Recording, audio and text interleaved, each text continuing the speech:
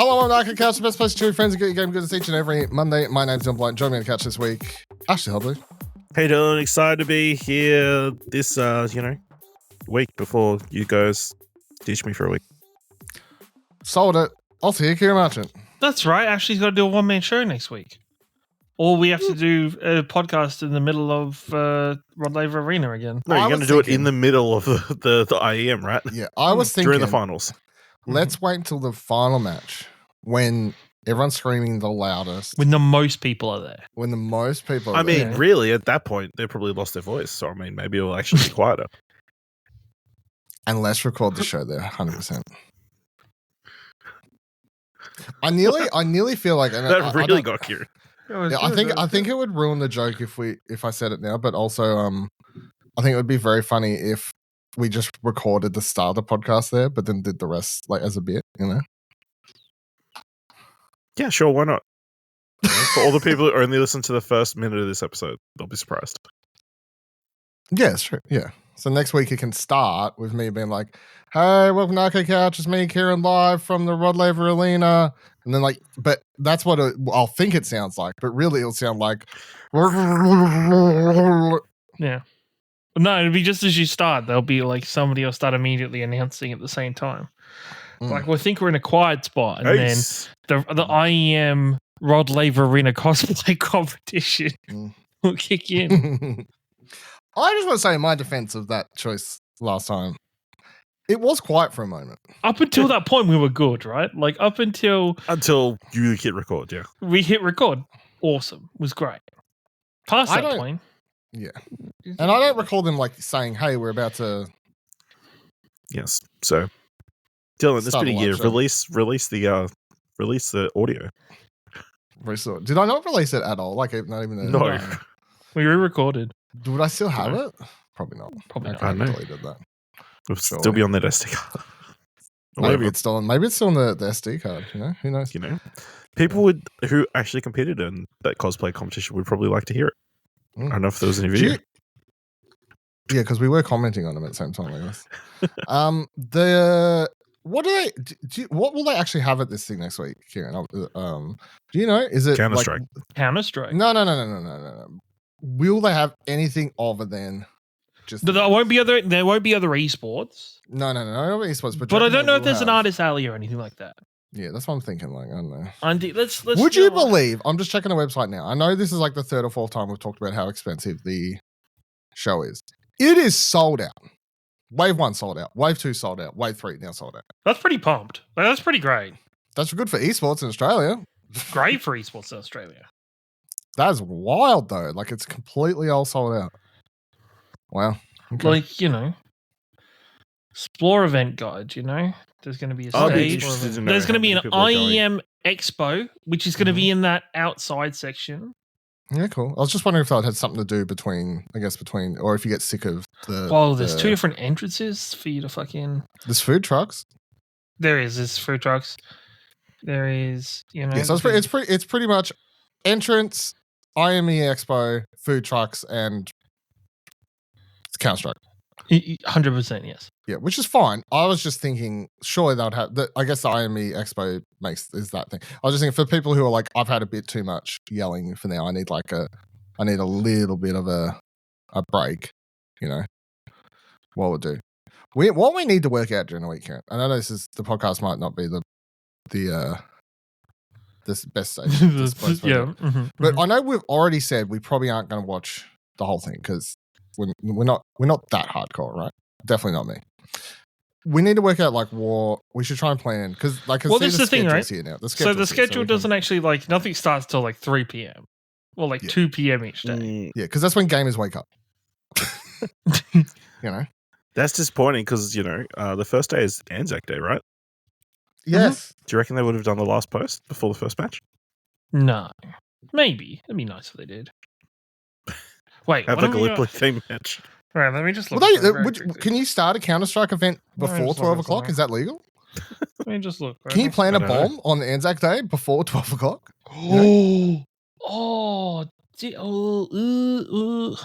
What's happening right now? No, I just realized. That's fine. No, that's all good. What is happening? What? I've been working out, right? It works out like kind of semi-perfectly. Not really, because I'm gonna miss. Wait, so what time do you fly back, Dylan? That's what I'm looking at now, because I probably... Sorry, these are multiple questions, right? When do you fly back? My flight back is 9 o'clock. 9 p.m. Yeah. Okay. Yeah. So you're not going to see the final. Why? No, we will. No. The grand final starts at 4:30. Okay. It's just What ruined time do you think I need to leave to get to the airport? Like, I would say I've got plenty of time. You got time. I got plenty of time. Okay. It says the expo closes at 5. Yeah, the expo, but the grand final starts at 4:30. Yeah. It says the event closes at 9:30. So. What time do you want to leave, Ciaran? Like, I don't know. That's what I gotta work out, because I still don't know. I have not decided. Like, I've not decided how I'm getting to Melbourne yet. What do you mean? If I am gonna jump on the train, or take a because car. you know what, me getting my car broken into last time semi spooked me. Kind of spooked me about driving and parking my car there the entire weekend. Question though. You have gone to Melbourne a lot since then and parked and gone to football. Yeah, but I don't go for like No, but I don't leave my car for like multiple days at a time. Have you stayed overnight in Melbourne? No. Oh, okay. No. So PAX was the last time you stayed overnight. Yeah. Okay. Interesting. Because living 2 hours away from Melbourne, kind of, you just go there and come back. I don't know. For some reason, I thought you might have would have stayed overnight for something. But are the trains regular enough to? Trains are from memory, but I don't know. The thing is, late trains, because I don't want to be late and then have the weird, annoying thing where it's like I get fucked around and I have to take buses back to Shepparton, because that's where a couple hours turns into 4 hours. Do you have to work Monday? Yes. What time do you start Monday? Like 6:30 in the morning. I would drive. So I start at 7:30. Or no, I would drive and just put up like, please don't break into my car signs. please. Or I drive to like the midway point, because there's a midway point where like there's like hourly trains. Like I might do that. Yeah. Maybe. So you should work it out. And what I was thinking, so if we need to work this out during the week, right? Friday, Saturday, Sunday, we need to work out what you're doing on Sunday. We need to work out B, what events and stuff you want to be here for, and then C, what you want to do in between those times, because Well, to be honest, right? Movie. Well, the thing is, we could do like morning to late morning to like afternoon movies. Yeah. Because really, it's not like other events that we've been to where you are there at fucking 9:30 in the morning and then you're there all day. You're there all day. No. We don't have to be there until like 4-5 p.m. each day. Yeah, well, I'm thinking. What time do I fly in? What time do you reckon you're going to get there Friday? We're working this out on the podcast, but it's fine. At a certain point, I figured this conversation is continuing at this point. Yeah. Well, this is the thing. If I drive, if I drive, I'll just meet you at the airport, pick you up, and go to Melbourne with you. Yeah. Okay. Yeah. So I land about 2 something. It says opening ceremony is 10 to basically 5 o'clock, right? So pick me up, maybe if you drive. Yeah, go to the hotel. Okay. Alternatively, the thing is, catch a train, meet me at the hotel. Either way, I reckon a hotel Rod leave. Yeah, of course. We're not taking we got we got to be there for the opening ceremony. Yeah, 100%. The thing, right? The first day is we're going to Rod Laver. The only thing we're going to have to do though is work out dinner, because dinner's a little. Everything's open until forever, right? It's an important meal.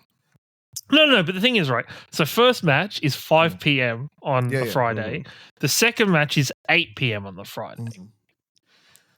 And there likely isn't going to be that much break between the two. I'm happy though, to be completely honest, especially for that first day. Just be like, opening ceremony, first match, let's just leave for the day. All right. Yeah. All right. We have a late dinner. Yeah. And then but not super, super late, but a late dinner. And then we have the second day where the thing is, right, we have to watch. See, I am semi-confused about this format, and I need to look into this format because this format to me makes very little sense, right? Because Yeah, okay. Hit me. Keep going. We're going deep. wait, let me. Is there a bracket? Where's the fucking bracket? Give me the bracket. Is there a bracket? Is there a bracket somewhere? Give me the bracket because there must be teams that are already qualified. No, they're playing tomorrow, I think. They're playing Says tomorrow. group No, stage but there's gotta be- starts April but there's gotta 21st. be teams- 6 Yeah. teams advance to playoffs. Yeah. But what I've got to look at, right, is there's Team gotta be- invites confirmed. Creep stage. Yeah. Yeah, none of 16 that matters, right? advance. No. Forget it. Do you want general rules? Do you want game No. specific What rules? what Roster doesn't make too restrictions? much sense, right? So Yeah. all there is at the main event is the 2 quarterfinals, 2 semifinals, and a Mhm. grand final. Yep. So for that to work, Mhm. you'd have to have okay, cool. All right, makes sense, right? Explain it for those playing along at home. The semifinals will already, before we even get to the event, the semifinals will already have 2 teams that have gone through who are first place in their group for this week. And then, so the quarterfinals are going to be 4 teams that the winner of those teams goes into the semifinals to wait for the teams that are Places already 2 and there. 3 in their groups. Yes, correct. Yeah. So, interesting. We'll see. I'm a bit, but the thing is, right, that then says to me, Dylan, Mhm. there's a chance we just don't see, well, the quarterfinal is kind of a big thing then, because it's not like we're going to see both teams again. I think it So you want to depends. have you want to have food. You want to have early dinner. This is the thing, we don't really have the time. This is where I feel like, I don't know, we'll have to play this out. But at the same time, couple There's things going food on. trucks. Couple of things going on, actually, Dylan. Couple Yeah. things. Couple things I would like to point out to you, and why I think you fucked up with a 2 p.m. landing. I'm Okay. gonna put it out for you. I'm right? gonna be. You- Hold on. you You can have- tell me what you are about to say with this in mind. The landing time was based on the price of the ticket. Yes, and this is why this is a fuck up. Makes sense, right? Because in Melbourne at 3:20, nearby to Rod Laver Arena, is one of the biggest football matches of the year. The Anzac Day game between is it Essendon? It's Essendon and Collingwood for Anzac Day. I always get confused unless it's Melbourne and Collingwood. Now, would It's I the shock 2. you if this wasn't taken into account at all when I was booking anything? No, definitely not. Yeah. No. Just saying no. No, because Now, originally when we you were weren't. so shocked originally- about the hotel originally- prices, was it because you knew that it was a long weekend? Yes, I knew it was a long weekend. I knew it was a long weekend. I knew how busy Melbourne was going to be because it's fucking Anzac Day weekend. Mhm. Like, okay, here's my okay, Mhm. maybe me. right, and this is going to be the most un-Dylan option of us to do, right? Fine, I'm open. We go to the first game, right? We go to. Oh, we're gonna be late for it. Oh, right. We go to the first. We watch the first game. We probably watch the first map of the first 5 game, o'clock, right? right? Yeah. 5 o'clock, right? Yeah. We get dinner. Where are we getting in? I don't know. We'll work that out. Okay, work that. Okay. And then we make our way. No, because it's on. No, this is fucked me. All right. Sorry, I had my days round the wrong way. I thought Anzac Day Eve for some reason, even though we're going on Anzac Day, was Yeah, Anzac Day is- is the day. Friday. is the day. So we Yeah. can't even go. You know, and we're not. I don't want to go to Collingwood versus Essendon. So that's no. Me neither. That's fine. I'm glad we can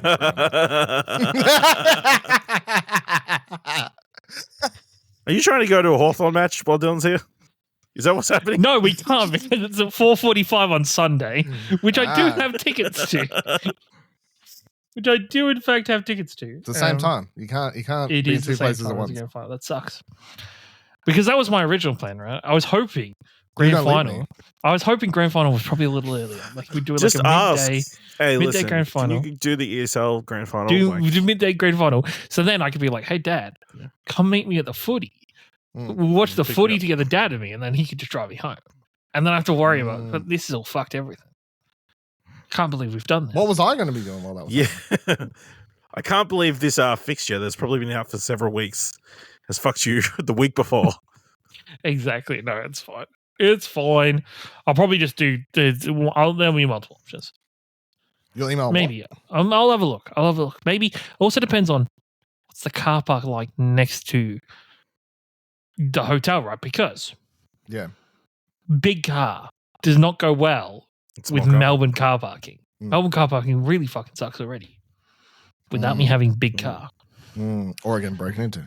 But the thing is, right? But if I can fit into the hotel one, my fears are somewhat allayed because that's a lot. Generally, has a better gate on it. Is a bit more Then you secure. also feel like the hotel's responsible. Yeah, 100%. Right? Like it's not just random Wilson. I mean, you'll get the cheaper hotel parking if we ask for it. You know? Yeah, that's the thing as well. Yeah. I might just do that. Fuck. That's always the thing. Or I could just swap cars. I might just swap cars and take a different car down. You're gonna take one of your parents' cars to get broken into. Either that or a different works vehicle could be on the cards. I mean, if you break a work vehicle and swap to a different work vehicle, what's it really matter? You know what I mean? Like either way, if one gets broken into, what's it matter? Broken. Well, I've only had the one. This one's only just been repaired. You know, my current one's only just been. Yeah, but if you fixed. swap the car, like if you went to whoever has to approve that, you went to your boss or whoever and said, "Hey, can I swap my car for the weekend because I'm worried this one will get broken into," and then the one you borrow gets broken into, I feel like he's going to have a worse reaction because he's like, "You fucking literally swap cars." No. But like the thing is, are we less likely to? No. Are we less likely to get broken into in the hotel car park? Yeah. Not some just random car park down the street that I randomly chose without much information. Yeah, okay. So to clarify, last time at PAX, you didn't have that. There was wasn't part of the because hotel. the parking because it was random because I know the car park that is attached to where we were staying is sketchy as fuck. Could it be more sketchy than getting broken into? No, but I probably would have damaged my car getting into it. Right. Okay. So I wouldn't have even like got into the point where I'd parked my car and I would have started my weekend off badly instead of ending my weekend off badly. What do you reckon is worse? Starting your week? Do you reckon if you started it bad? I think no. Because I get to live in bliss, like I did. Yeah. I got to live in ignorance until the very last moment where I walked in my car and went, "Oh fuck." What do you reckon you can do for PAX this year? Once again, same discussion, right? Same discussion. Work it out as we get. Work it out. Okay, you got time. It's fine. You got time. You got time. But I would say, start thinking about it now. Okay. This has been the first 20 minutes of the podcast. This is the first 20 minutes of Arcade Couch. Not even between the cushions. It's all right. It would make sense if it was between the cushions. We've got show notes. They can jump ahead. I don't know why we were talking about IEM, PAX. Parking? Itineraries based around gaming events. Like, you know what? The whole conversation is very relevant, Ciaran. No, it's fine. It's okay. This is what those other podcasters don't do. They get on, they pretend to be happy, they pretend to be fake people, they get on, they talk about their games and new stuff. They don't talk about the stuff that matters. You know what I mean? Yeah. Because they've done all this offline 20 minutes before they press record. But this is like a conversation with people. Yeah. Is that not what the content is, you know?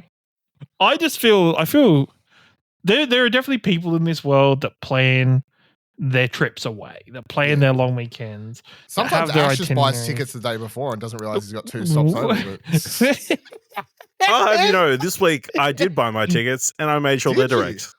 You've ordered fucking early. Oh my God, Ash. That's the earliest I think you've ever brought flights for anything I've ever. I know. Ash just don't like rip it like the day before. Like just fucking, I better buy them. It's tomorrow. Good on you. June when my media pass. Good on you. Good on you. Yeah. You know, proud of you. I'm like inflation. Better get it now.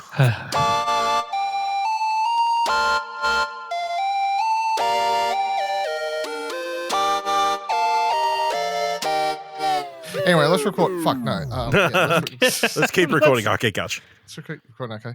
Ash, talk us about some actual video games. You played a bit of Tempopo, the new game from the developers of Unpacking.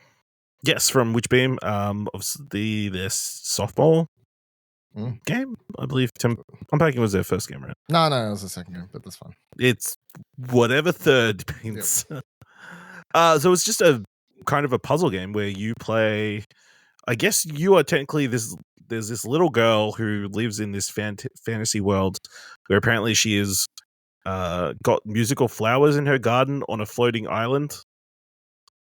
But after trying to like get them to do after conducting them, they perform so badly that they disappear all across the world. So you need to go retrieve them with the help of these little Tempopo creatures, which are pretty much little balloons with like a leafy head. Patapons? I mean, they're lemmings. So pretty much each level is like an isometric, stage where you have to like give the instructions to the Tempopos to collect the different flowers and avoid obstacles. Very simple. Obviously, we played it at PAX, maybe like the first couple of years ago. Like not long after Unpacking came out. Like it was so early. Like if you compare what we played at PAX to what the game looks like now, that character wasn't in it. Like it was just a bare bones gameplay. There was no trailer, no art up, anything. I remember like emailing just to get the art asset for our article because it like was nothing public or anything yet. So that's how early. But it's not super far removed, like gameplay wise. Like a lot of those elements are still there. It just looks prettier. Sounds really good. It's got this rhythm element to it. Like everything bounces in a rhythm, and that kind of stuff. And yeah, the puzzles are super satisfying to do, and there is an addictive element. I've only played like an hour, but I think I'm like halfway through the game. I believe there's like four overworlds, and I'm like almost at the end of the second one. Yeah, it is satisfying, like quickly trying to figure out what the correct order of things is, whether you're like you have to slow down one of your Tempopos so it can get in the right position to use a different instruction that will allow it to do an obstacle, or there's like stages where you like push your other Tempopo across barriers and that kind of stuff. Yeah, so I'm really enjoying it so far. I think it's a fun puzzle game, very pretty. It's got that cartoony style, but yeah, very musical. Like apparently there's also a mode where you can like arrange the flowers in her garden to like make specific musical notes and sounds and chords and that kind of stuff. So probably more musically inclined people find that a bit more interesting. I just planted flowers all over the place and then it just made a sound. So, but yeah, I'm enjoying it so far. I'll probably try and knock it all out because it's definitely got that one more level, feel to it. What are you playing on? Just on PC because it's on Game Pass. So, yeah. I believe it's like $23 on Steam. So, which you get into the question of price versus amount of content. I don't question that ever. Yeah, some people who get into that may say that's a bit high, but I think it's pretty high quality. And yeah, I'm enjoying it. There's also like an adventure mode where you can just play through it for like if you've got younger kids and that kind of thing. So I'm assuming that's a little bit easier to let them play through on the Switch or whatever. So yeah, I think they've got another winner with Tempopo. Do you feel like coming off? I was thinking about this when it suddenly I forgot it was coming up until last week. But like considering how big of an indie darling and success Unpacking was, I feel like the pulse on this game is just sort of dead on arrival, to be honest. Like, not saying it's a bad game, but like just as far as like yeah, I mean, it doesn't have that talking about narrative element that Unpacking had, and I don't think it's because of that. It probably isn't going to get the word of mouth, like outside of it being a really solid puzzle game. Yeah, I don't know. Yeah, it doesn't seem to have featured in many directs and stuff. Yeah, so I don't remember with Unpacking though. Like, although it was like in some shows and stuff, I feel like that game had a like ripple effect after release. Yeah. And then suddenly everyone was streaming it, whatever. Of course, like I don't know. I don't know. And who knows? There might be some narrative in this that I'm not seeing. And like at the end, is like she also couldn't put her degree up on the wall. During the board, yeah.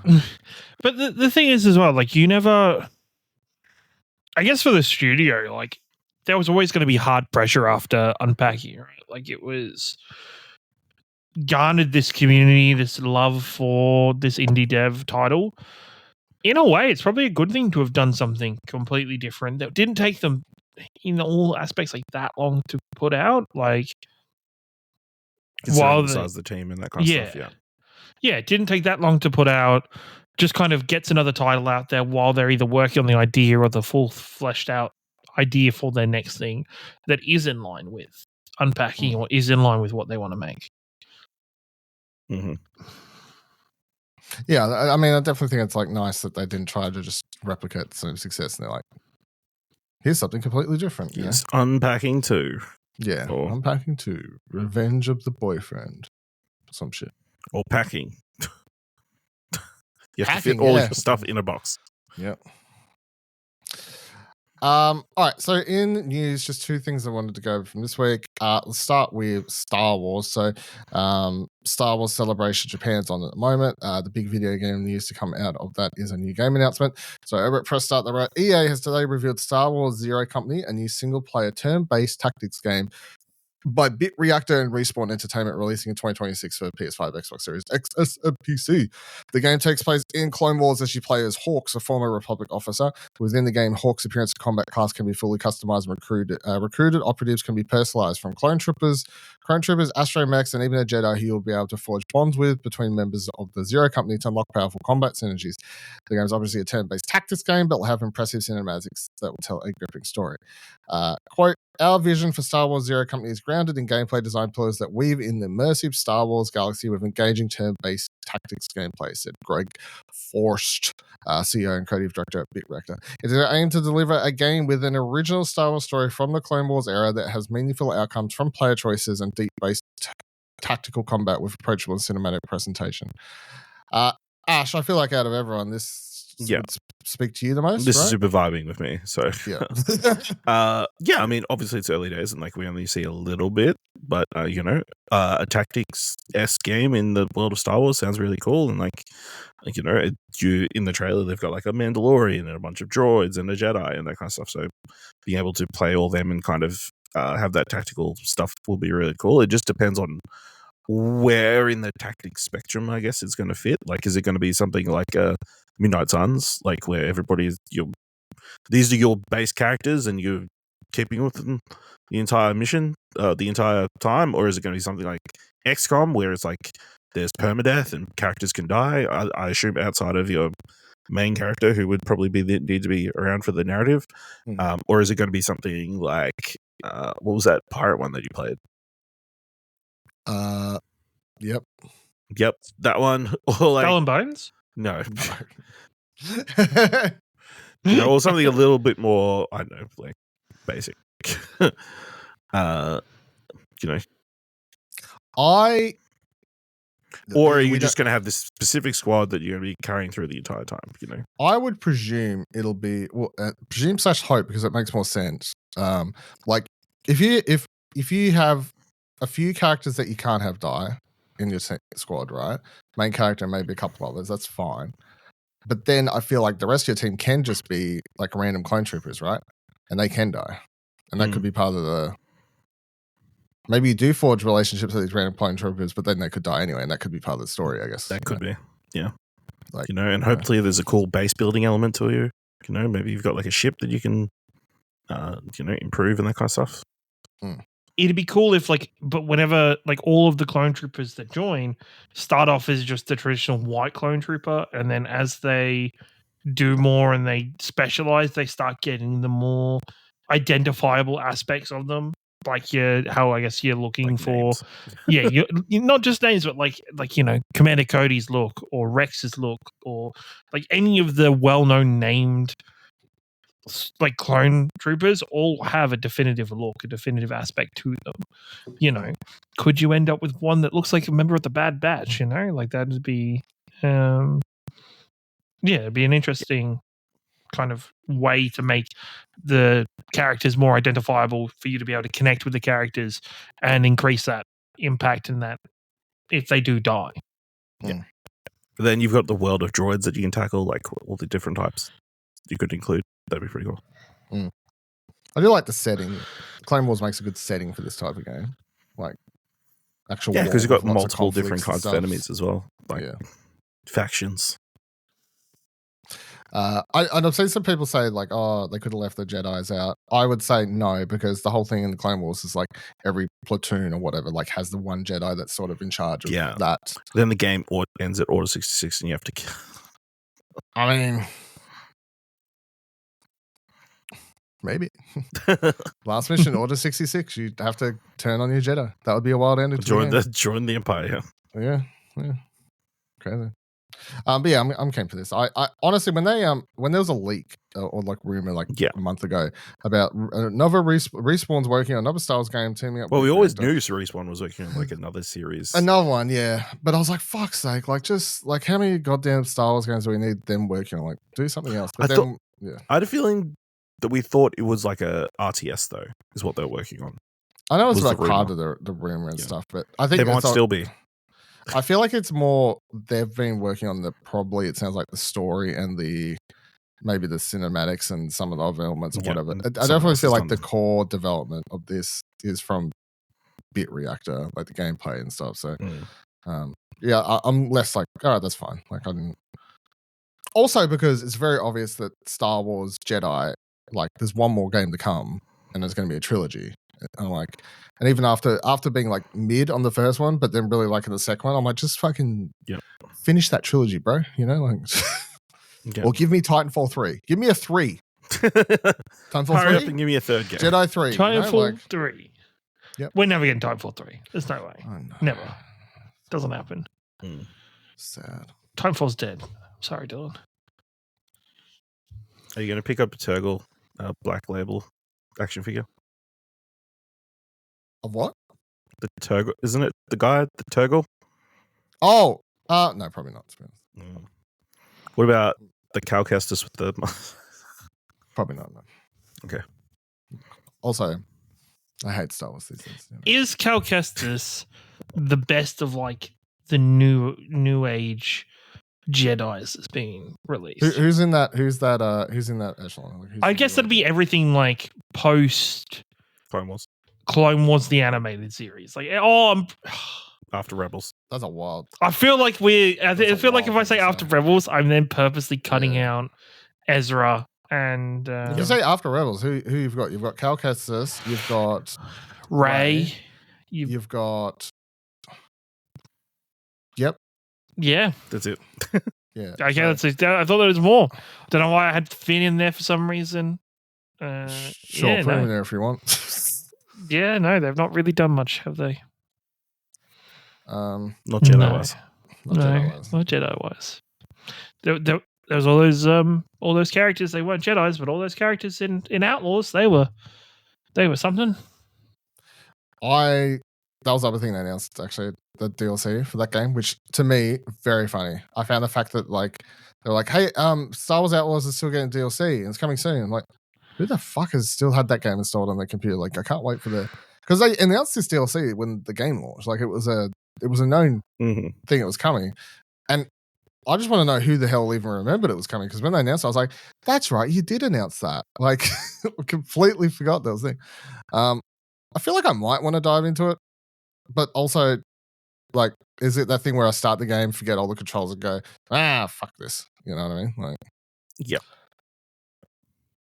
It has Hondo in it is all I want to play it for, because he's a prominent character in the animated series. So I kind of just want to play it to see him, to be honest.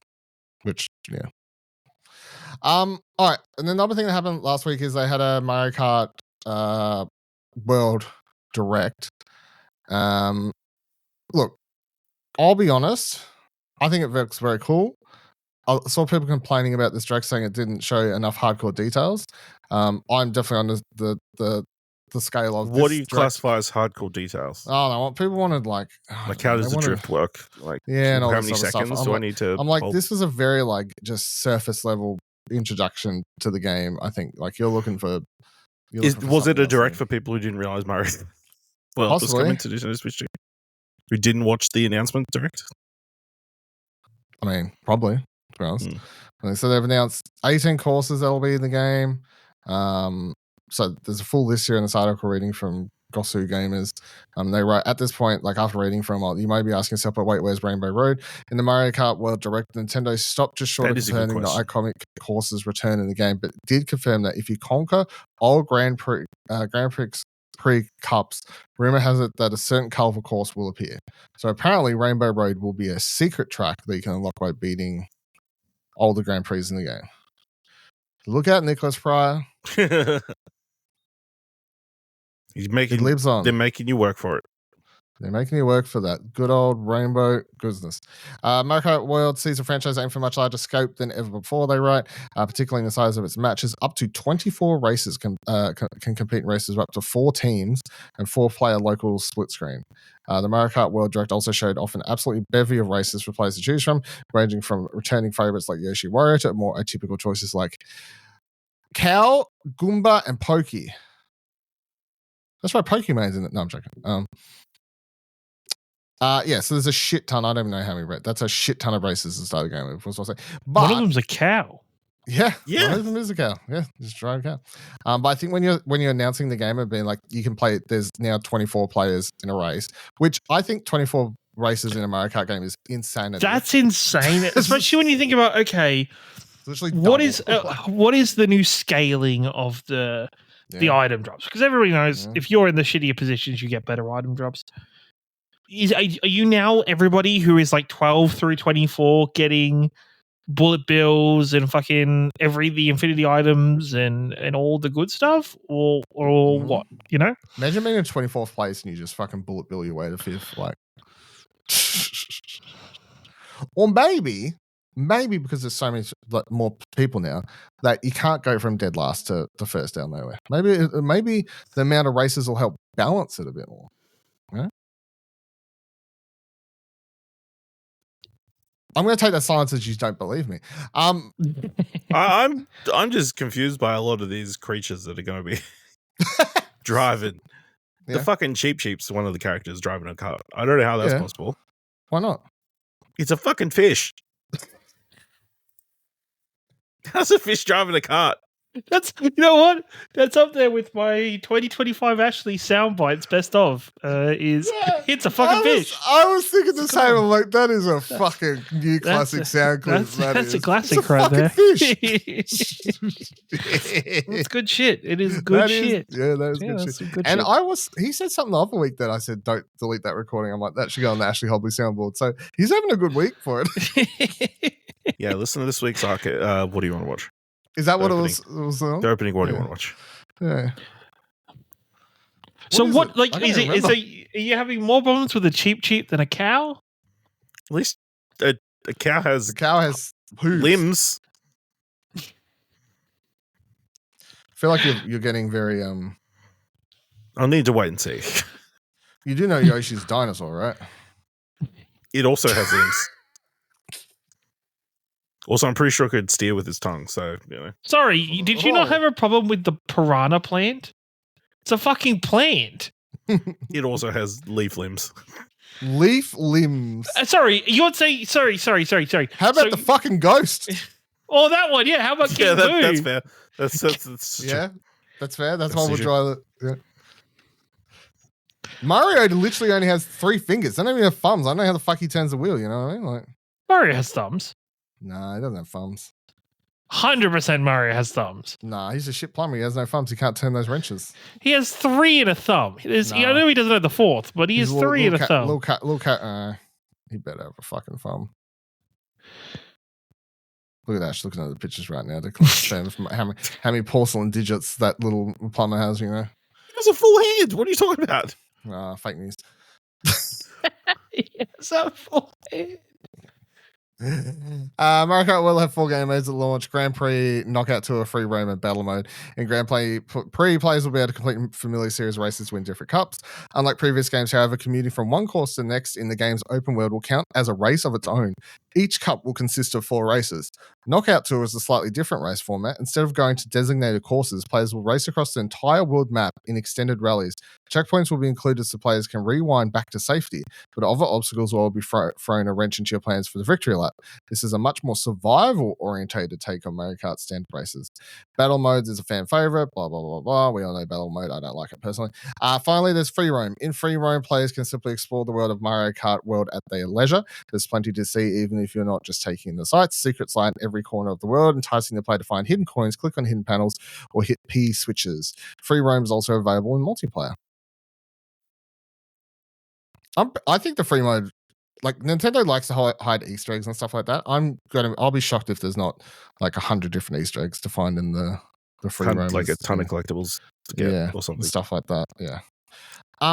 In a world where, here's my big question to you, Ciaran, because you're probably the biggest Nintendo hater here. Like, let's be real. In a world where you quite often complain about Nintendo not innovating and catching up or something, is this Mario game not them? Like, this is Mario Kart up to, This is Mario Kart chasing Forza. Yes, but I'm not saying you have to be okay with Pokemon or whatever else. No. I'm just saying, like, give a little positivity. You know what I mean? Like, I'll give it positivity, but this is now. So what's the price of this game by itself? It's like 110, 120? $80. Oh, it's $80? That's fine. All right, I thought it was more. I thought this was stupidly expensive. I thought that was half of the uproar of this, was that this game was expensive. But do you not think if it was $120, it wouldn't be worth it anyway? It is $120. I'm wrong. Sorry. It's $120, right? It's $120. So the moment Nintendo do step up to the plate and do innovate and make a better game, they also immediately go, let's slap $40 extra on the price. That's fucked, right? Like, Nintendo just know what they're worth, I'm going to put asterisks on that. I think if they start charging $120 for old Nintendo Switch, like main Nintendo games, like let's say a Mario 2D comes out and it's $120, I'd be like, that's fucking like a steep increase. I feel like for certain games, ones like this where they're going to get a lot of updates and like they're going to be supported for the life of the Switch too. Would you accept a Pokemon game at that price currently? No. Of course not. Like that's the thing. But the thing is, this sets the ground that I bet next Pokemon game will be at this price. Like the Switch 2 exclusive one, or do you mean the next like Switch 2 exclusive one will be at this price? Without it being as innovative as this. What if it was as innovative? Then fair enough. Fair enough, but at the same time, I'd still be like, because then right, from this point of view, Nintendo is then stating that Sony and Xbox, all of their Xbox, Microsoft, they both charge 120 for not for the physicals. No one pays for Xbox games, so that's not for their physicals. What was the last 100? I get it for digital because there's digital tax and that happens. But what was the last like retail, like normal, you could walk into a JB Hi-Fi store? Let's look up. Hold on. Aren't they still like 90? Indiana Jones and the Great Circle on PlayStation 5 is $120. Fuck. Yep. Shit. All right. All right. That's. But like, I don't know. Death Stranding 2, non-special edition, just Death Stranding 2 on the beach, EB Games, $125. Fuck. Sorry, this is where we shouldn't be. No. We shouldn't look at EB Games though. No, but they're the RRP. But they're recommended retail. They're recommended retail. Yes, fair. no one pays these prices because JB always has cheaper prices, and people just price match at EB Games or just buy them from JB or what have you. Yeah, but these are the RRP. Okay, fair enough. Fair enough. I still disagree. Mario 120, whatever. What did I say? 120. So are you? Yeah. So okay, Mario. So Death Stranding. Yeah. Is that equal to or of the same value as Mario Kart World? Yes. To me? Yeah. Of course, it's one of my favorite games of all time. But I feel like I'm not the... No, but like you're saying that this Mario game is going to be worth that money compared as well as Death Stranding is. I think if you're buying a Nintendo Switch launch day and you're picking up Mario Kart, that's going to be a game you'll play until the day. No, but what I'm asking is if we're then talking about, okay, the 120, like, is that of equal value to you as Death Stranding is? I think they're both worth the money. Okay, fair enough then. Yeah, for me personally.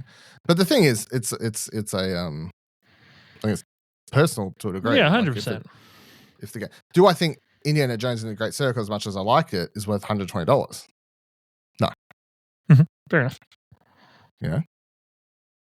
So, most games appear to be Doom: The Dark Ages, $120 RRP. Like most of the games seem to be. Here's an interesting one. Metal Gear Solid Delta, Snake Eater, and Silent Hill F, both 130 at GB. Ugh!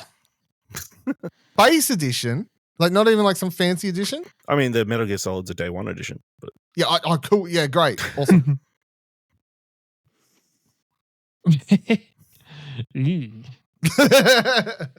I mean, we always talked about the pricing scale of games, like being, you know, shouldn't just be a one stop, one set price for everything. So to have a range, and look, I think it's video fair. Games are expensive, so like, you know, like, we know video games are expensive at this stage. Like, you know, are you going to pay $130 for Witcher 4? Yes, instantly. Done. That's another thing. Witcher 3.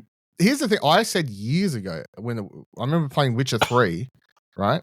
Finishing that game, and at the time saying I would have paid $200 for this. You know, because I felt like it was so. The thing is, I think there is a caliber of game that deserves that price tag. In my opinion, I don't think. I think the only Nintendo game that deserves that price tag is Professor Layton. Is Tears of the Kingdom. Oh, right. I think it's the only game that deserves that price tag as the standard base point for it. Yeah.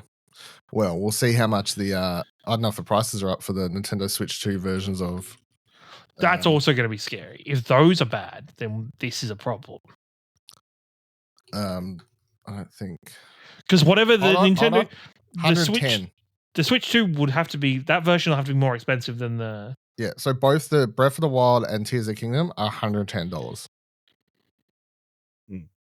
So all the other games are 110. Mario Party, Jamboree, Kirby and the Forgotten Land, 110. This is the thing, right? It's the funniest thing is Nintendo is the family company. Nintendo pricing in general is the most unfamily friendly across the board of any of them. I mean, video games in general these days, I'm like, it's not a very but the thing is, Nintendo games never depreciate. Yeah, well, that's if you go look at a copy of fucking Scarlet and Violet, that game's still $90. Yeah, they just never put they never depreciate. They never drop in price. Your game never depreciates, so you know you can always sell it back for pretty much. No, but you're not going to sell it back for much because it doesn't work like that. You'd sell it on eBay or whatever, you know, because they're not going to get a cheap price elsewhere, you know. Fair, but yeah. I'll also point out they've come out with the upgrade prices this week. Oh yeah. So the Zelda games upgraded, which is just, you know, frame rate resolution. This is if you own the digital edition. If you own, like, you can't upgrade your. There's no way you're telling me to Switch 2 can read the fucking upgrade packs. Essentially digital upgrades that can purchase separately or bundled with select Switch titles. Upgrading the Switch to a Switch 2 version doesn't specifically say. Okay, continue anyway. So the Zelda ones are $20. Kirby the Forgotten Land with the Star-Crossed Worlds story expansion and Super Mario Party Jamboree with the TV expansion are both $30 upgrade. Yeah, so the ones where they're like, it's just a visual performance upgrade, $20. This has actually got new content, $30. Yeah, so they don't say yet what's going to be the story with Metroid Prime 4 or Pokemon ZA. Pokemon just seems to be the same as Zelda, so hopefully just a $20 upgrade. Yeah. But we'll see whether that's worthwhile. Like, I don't think there'll be too many people like buying the Switch 1 version and just instantly upgrading it to a Switch 2. Well, have they announced a release date for that game yet? I cannot remember. I don't think so. No, so I mean, they could miraculously announce it comes out around the same time, right? I mean, if it comes out like who in their right mind? I guess only hardcore fans. But like, let's say that game launches like within a month of the Switch 2, before or after. No, it's fucking. Most people just hold off. Right? Yep. I think so. Yeah. All right. Before we finish up this week, just quickly, I finished South of Midnight last week after talking about the first couple of hours I'd played. Basically, everything I said, I'll stand by. I will say that there's an element. I think there's an element of charm again to these games that feel like a throwback, and by that I don't mean like visually or even gameplay wise, but just like the more linear level design. You know, not these massive worlds or, you know, like 50-hour games or whatever. I think it took me like 12 hours to beat, maybe, like if I was guesstimating. like a 12-hour game, linear story. It's 14 chapters, I think it was.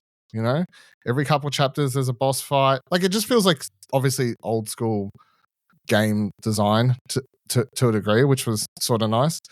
Yeah, I mean, I really enjoyed I think that the highlight by the time I got to the end of the game was the music. If I was to pick number one thing, it has all these really unique and original songs that are made for it. And each world or level, whatever you call it, like if you're tracking down a certain monster, as you start to discover more of their story, like there'll be this blues song sort of playing in the background at all times. Like maybe the beat will drop down for a bit and then it'll come back in, and like there's the alligator that they have in the trailer and stuff who's called Two-Toe Tom.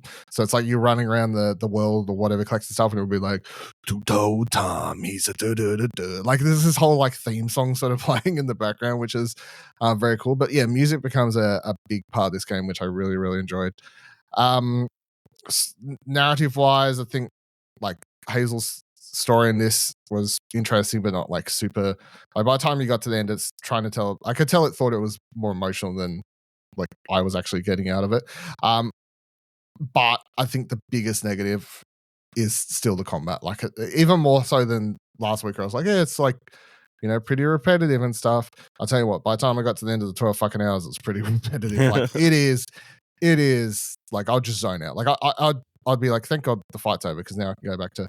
And the thing is, the rest of the game is just like mostly running around platforming and stuff. But like just I think running around platforming while listening to the music and just having a pretty world was more entertaining to me than the combat, because I was just like, I know you can tell that this combat's meant to be fun and you got these like very basic upgrades you're doing, but I'm like, I'm just sick of this. Like I don't fucking just go into every fucking circular arena that you have to go in and fight a bunch of enemies, and then you have to click Y to unravel them. And it's like, especially when it's like 2 or 3 animations that the game uses for the same thing, and you see the same 2 or 3 animations like over and over and over, and you're like, good Lord, just make it end. Also, one of my favorite characters that you get about, I don't know, halfway through the game maybe, is you get this little you meet this little sack thing that's just becomes your friend, and Hazel names it Crouton, but then you can like send him, you can take control of him and send him into these little tunnels to solve puzzles, and also weirdly you can throw him at things that might explode so they don't hurt you, but he always just comes back alive. And there's a little sack creature that runs around and he'll be like, and there's a part like near the end of the game where like Hazel gets knocked out, and then when she wakes up, this little sack creature things like picked up all those swords and shit and is like holding them there trying to protect her. It was sort of cute in a weird like Tim Burton fucked up way. But yeah, so that thing was pretty cool. So I would really like to know though, like as much as I'm like, and I with all my negatives I'm saying about this game, I still quite enjoyed it, and I wish we had more games like this, and this is my only thing. I hope that this game, which I would say is like fine, we need to be able to have games like this is my thing. Like people are like, well, if it's not a 10 out of 10 or a 9 out of 10, I don't care to play it. Or, like, or Xbox like better shut down compulsion games because they put out a fucking 7.5. Like I just don't want that to be the narrative. Like it's not good for the industry at all. And it doesn't allow developers and stuff to explore and do weird, odd stories like this, even if not all the elements add up together. It's like, I don't know, like you got to have games like this. So yeah, anyway. I would recommend checking it out, especially if you have Game Pass, obviously, because it's like you can just download it and give it a go. So it's very pretty. So music's cool. All right. That'll do it for this week's episode of Arcade Couch. Thank you for joining us. Next week, whenever that episode goes up, I have no idea, but it'll be me and Ciaran under the sounds of the roaring crowd at Rod Laver Arena. You'll know where we'll be because you just heard all our plans planning at the start. So we'll send you our flight details and exactly where we're staying at our hotel as well, so you can, come stab us in the dark. Yeah, and then, until next week, just remember not to chuck popcorn in movie theaters. I think it's important, this message I'm trying to spread. It's not about the chicken jockey. Yeah. It's about chicken jockey! You going to go see Minecraft together? No, God no. No. So Until Dawn together. Is Until Dawn out next week? Yeah. All right, we'll do that then. Oh, fuck it. We should go see it. We should go to that.